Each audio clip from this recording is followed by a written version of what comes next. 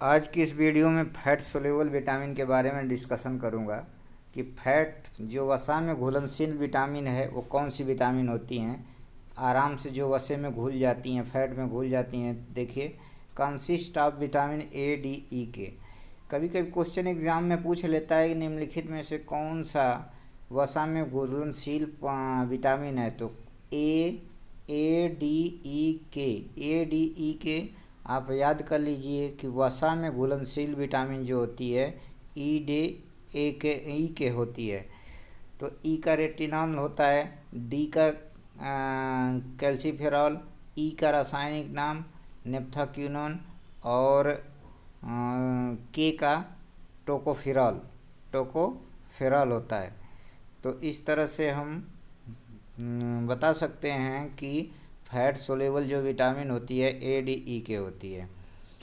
अब इसका क्या काम है? Absorb at small intestine in the presence of bile, यानी कि यह विटामिन जो है विटामिन ए डी ई के स्मॉल आपके छोटी आंत में ऑब्जर्व हो जाती है। किसके कारण? बाइल जो हमारे छोटी आंत में पहुंचती है और बाइल का सिक्रेशन जो होता है लीवर से होता है और बाइल जो कलेक्ट होती है वो गॉल ब्लैडर में होती है। तो बाइल जो का सिक्रेशन लीवर से होता है और धीरे से स्मॉल इंटेस्टाइन यानी छोटी आंत में आता है। वहाँ पे प्रेजेंस बाइल की उपस्थिति में इन फैटी यानी ए डी ई के विटामिन का ऑब्जर्वेशन हो जाता है और शोषण होता है। Overdose can be toxicities A and D. देखिए, ए और डी अगर ज़्यादा ओवरडोज आप ले रहे हैं तो ए विषाक्त हो जाती है, एक टॉक्सिक्स बन जाती है। तो इसलिए विटामिन भी लिमिट मात्रा में लेना चाहिए। ए और डी को ज़्यादा मात्रा में नहीं लेना चाहिए, एक सफिशिएंट अमाउंट में ही लेना चाहिए।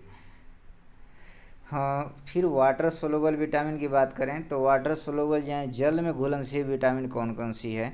तो consist of vitamin B complex and vitamin C. देखिए, जो विटामिन बी कॉम्प्लेक्स होती है लगभग उसमें 12 विटामिन होती हैं और सी स्कॉर्बिक एसिड इसका रासायनिक नाम है। तो ये जल में आसानी से घुल जाते हैं। Excess will be excrete in the urine.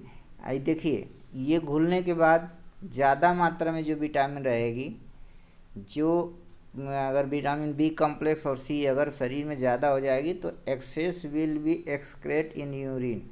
तो यूरिन के माध्यम से, पेशाब के माध्यम से वो बाहर निकल जाती हैं। यानी कि विटामिन बी कॉम्प्लेक्स और सी जब अधिक मात्रा में लिया जाए तो वो यूरिन के द्वारा बाहर निकल जाती हैं। हालांकि विटामिन बी सिक्स और niacin can be toxic when ingested in usually large amount. हालांकि अगर विटामिन बी सिक्स और नियासिन अधिक मात्रा में लेते हैं, लार्ज अमाउंट में, ज़्यादा बड़ी मात्रा में लेते हैं, तो ये भी एक तरह से विषाक्तता का कार्य करती है। तो सीधी सीधी कहने की ये बात है कि कोई भी चीज़, विटामिन हो, मिनरल हो, फैट हो, कार्बोहाइड्रेट, प्रोटीन, जो भी एक्सेस लेते हैं तो आपके शरीर को हार्म पहुंचाता है। तो इसलिए एक सफिशिएंट अमाउंट में, प्रॉपर अमाउंट में विटामिन का सेवन करना चाहिए। अब आती है वाटर सोलुबल विटामिन का, जो विटामिन बी कॉम्प्लेक्स है उसका रासायनिक नाम क्या है? तो देखिए, विटामिन बी वन को थियामीन बोलते हैं। विटामिन बी वन को थियामीन, इसकी कमी से बेरी नामक रोग होता है। और विटामिन बी 12 जो है उसको रिबोफ्लाविन बोलते हैं, रिबोफ्लाविन। और विटामिन बी 6 है और पैराडॉक्सिन। विटामिन बी 12 को साइनाकोबालामिन बोलते हैं, इसको कोबाल्ट भी बोलते हैं। ये ब्लड को, इसकी कमी के कारण एनीमिया हो जाती है, ये ब्लड को बढ़ाने के काम करती है। और नियासिन, निकोटेनिक एसिड, उसके बाद पेंटोथोनिक एसिड, फिर फोलिक एसिड, विटामिन एच का है फोलिक एसिड। फिर बायोटीन, जिसे बायोटीन बोलते हैं, इसकी कमी अगर हो जाती है तो बाल गिरने शुरू हो जाते हैं, फोलिक एसिड यानी कि बायोटीन। फिर विटामिन सी। अब देखिए, कुछ एंटीऑक्सीडेंट स्टार्स हैं, कुछ हमारे शरीर में एंटीऑक्सीडेंट यानी कि जो हमारे रोग प्रतिरोधक क्षमता को भी बढ़ा सकते हैं, उसमें कुछ सब्जियां दी गई हैं, ब्रोकली हो गई, देखिए ब्रोकली का फिगर दिया है। फिर कंटेल्यूप हो गया, कैरेट हो गया, कैरेट का ये है गाजर। फिर कैले कैलीफ्लावर जिसे गोभी बोलते हैं। फिर मैंगो मैंगो, पंपकिन लौकी, रेड पेपर, स्पिनच पालक। फिर आपका स्ट्रॉबेरी और स्वीट पोटैटो, ये सब एंटीऑक्सीडेंट हैं जो हमारे शरीर में रोगों से लड़ने के लिए कार्य करते हैं। फिर mineral with establish RDA guideline. देखिए एक आरडीए गाइडलाइन एक स्टैंडर्ड बनाता है कि कितना क्या क्या मिनरल्स हो सकते हैं। जैसे कैल्शियम एक मिनरल है, phosphorus, iodine, iron, magnesium, zinc और सेलेनियम, ये सब मिनरल के रूप में आते हैं। कॉपर, कोबाल्ट, ये सब मिनरल के, सोडियम, पोटेशियम, सारे हैं, भी बहुत कुछ हैं। तो जो था मैंने बता दिया। अब कहा गया है कि कैल्शियम कितना लेना चाहिए, कितना इम्पोर्टेंट होता है। तो इम्पोर्टेंट फॉर प्रिवेंटिंग ऑस्टियोपोरोसिस। देखिए ऑस्टियोपोरोसिस नाम की एक बीमारी होती है जो हड्डियों में घटती है। जैसे एक बोन हो गई, बोन अंदर से खोखली होती है, उसके अंदर बोन मैरो भरा होता है जहाँ रेड ब्लड सेल का निर्माण होता है। सभी की बोन खोखली होती है, अंदर बोन मैरो भरा होता है, उसी में बोन का निर्माण होता है। तो बोन मैरो का निर्माण होता है और बोन मैरो से ही आरबीसी बनती है। तो जब कैल्शियम की कमी होती है तो ये कैल्शियम की कमी के कारण ये बोन में छिद्र युक्त हो जाते हैं, पोरस हो जाते हैं। जैसे मधुमक्खी का छत्ता होता है, उसी में छिद्र हो जाते हैं अब कैल्शियम की मिनरल की कमी के कारण।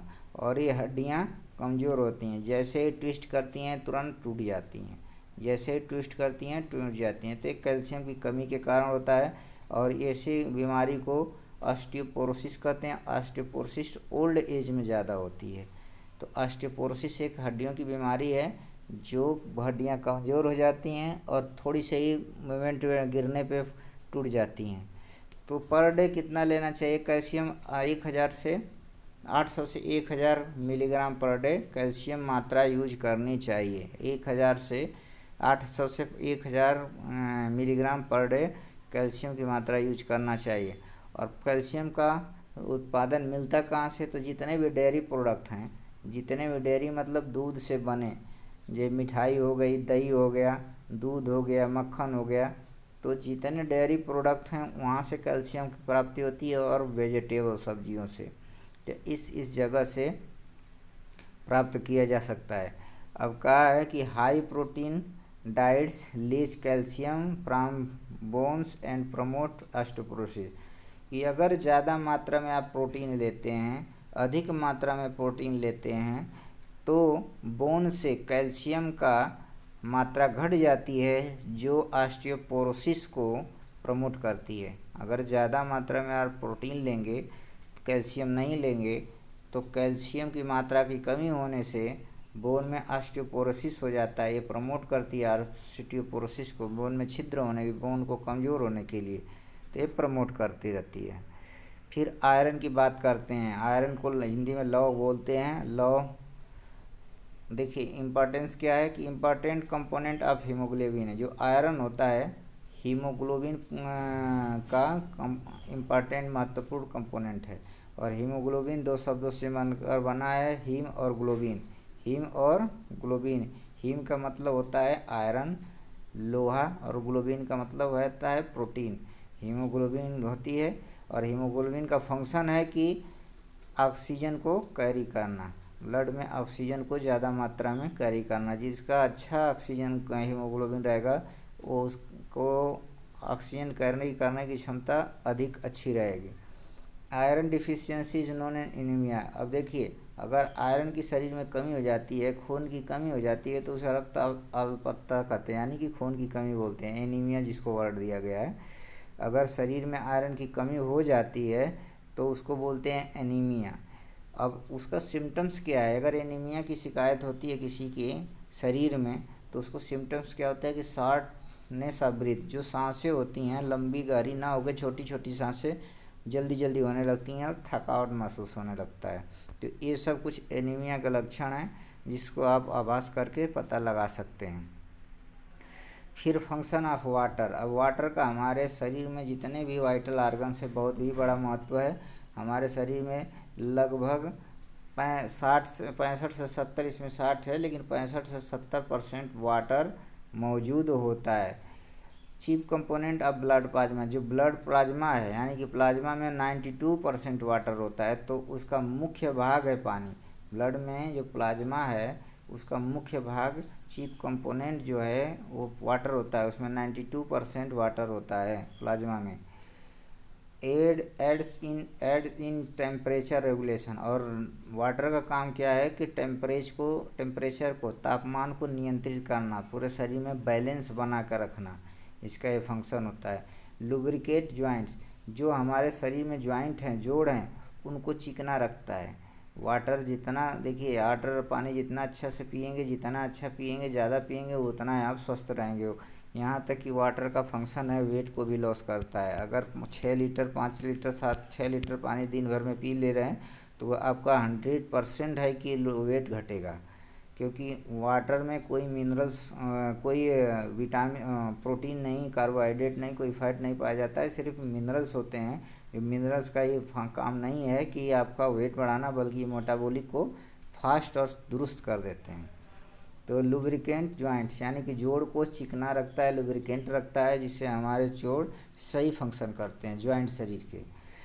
शॉक ऑब्जर्व इन आइज, देखिए इसका ये भी फंक्शन है कि आँख में जो शॉक लगते हैं, जिस प्रकार लाइट की, बिजली की, किसी प्रकाश का जो शॉक लगता है, तो वो शॉक को ऑब्जर्व करने का काम करता है, रोकने का काम करता है, इफेक्ट कम प्रभाव देने का काम करता है। स्पाइनल कार्ड जो हमारे ब्रेन से और कमर तक के वर्टेब्रा कॉलम होते हैं, उसके अंदर स्पाइनल कार्ड होती है, उसको भी सुरक्षा प्रदान करती है, उसको हेल्दी रखता है। और and amniotic sac during pregnancy के दौरान ये एमनोटिक सैक में ही काम करता है। फिर एक्टिव